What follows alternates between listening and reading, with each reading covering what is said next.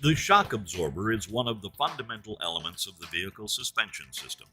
Its function is to stop spring oscillations, providing control, grip, stability, and comfort to the occupants of the vehicle.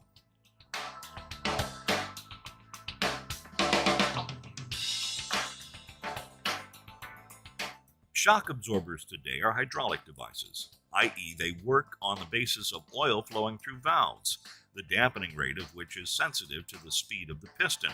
Therefore, the faster it moves, the more resistance the shock absorber is to movement, thus becoming more rigid.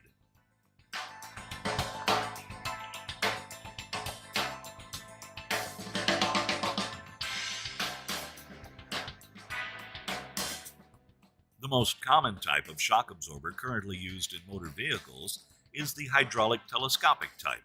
Although there are other variants on the market, most units are built with one or two cylindrical steel tubes with a rod moving up and down inside, which is attached to the vehicle.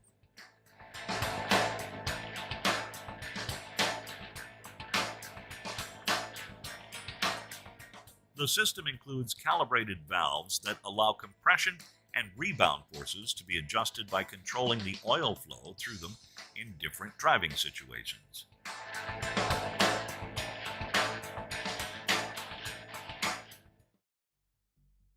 Twin-tube shock absorbers, as the name suggests, have a body made of two concentric tubes. These tubes consist of the pressure tube and the reserve tube.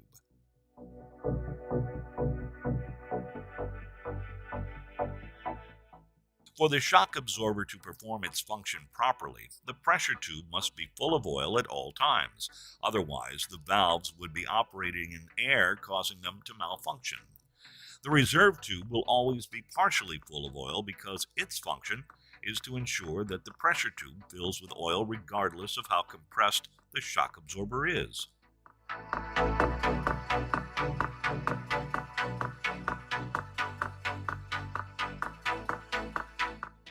Both tubes are separated and a compression valve is located at the base of the pressure tube. The standard design of any twin-tube shock absorber also includes a piston rod with a piston valve moving up and down inside an oil-filled cylinder known as the pressure tube.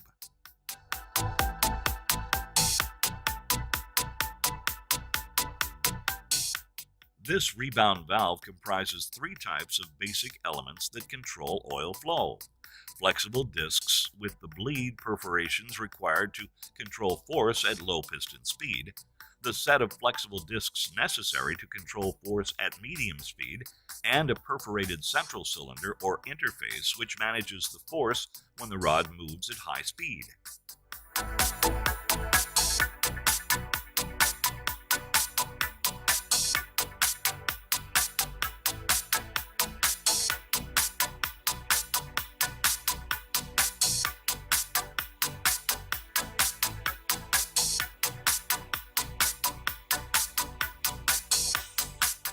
In twin-tube shock absorbers, we also find a compression valve at the base of the pressure tube.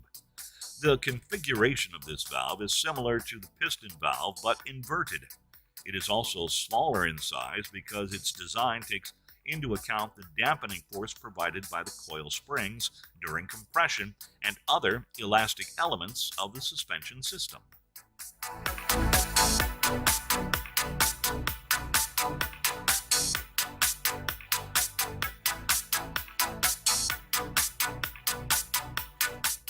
When the shock absorber compresses due to uneven ground, the rod enters the pressure tube, increasing the pressure of the oil contained internally. During this so-called compression phase, the compression valve controls the resistance of the damper movement, while oil flows almost freely from the bottom of the pressure tube to the top through the piston valve.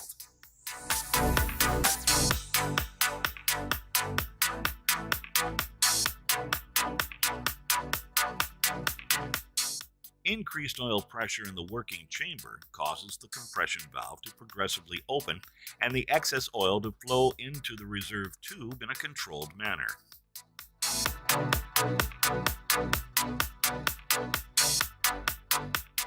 During the rebound movement, the piston rod leaves the working chamber in a controlled manner due to the effect of the rebound valve. This movement creates a vacuum which causes oil suction from the reserve tube, which is equivalent to the volume of the piston rod having left the pressure tube during the rebound movement. Thanks to this effect, the pressure tube is constantly full of oil.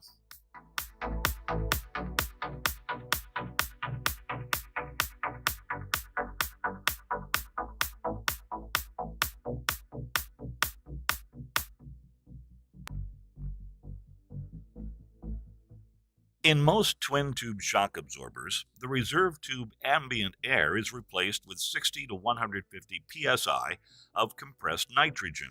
These are called gas-charged shock absorbers. The gas charging process is carried out during the manufacturing process. Liquid nitrogen is added to the storage chamber prior to the fitment of the oil seals located at the top of the shock absorber to prevent leakage.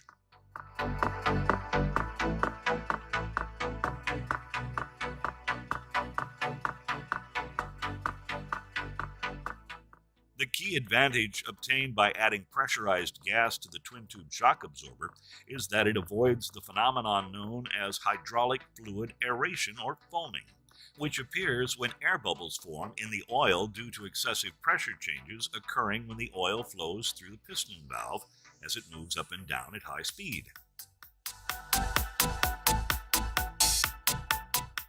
Aeration causes noise and inconsistent shock absorber performance due to the air flowing through the valves.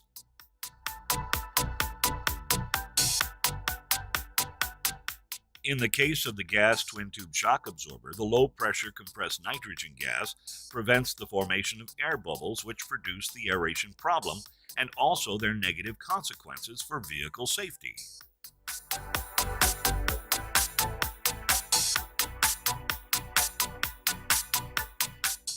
Gas-charged shock absorbers offer other significant advantages over hydraulic oil shock absorbers. The pressurized gas in the reserve chamber pushes the oil into the working chamber, keeping it constantly full.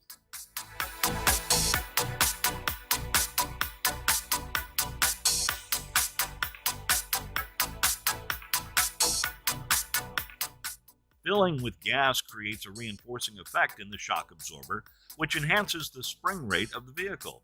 When the shock absorber is compressed, the rising oil from the working chamber enters into the reserve chamber, compressing the gas housed in it.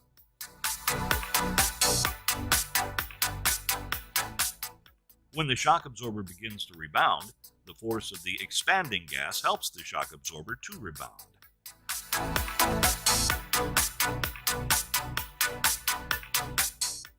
As a result, the shock absorber responds quicker, helping to keep tire contact with the ground for longer, increasing the safety of the vehicle due to better tire grip and more effective steering control.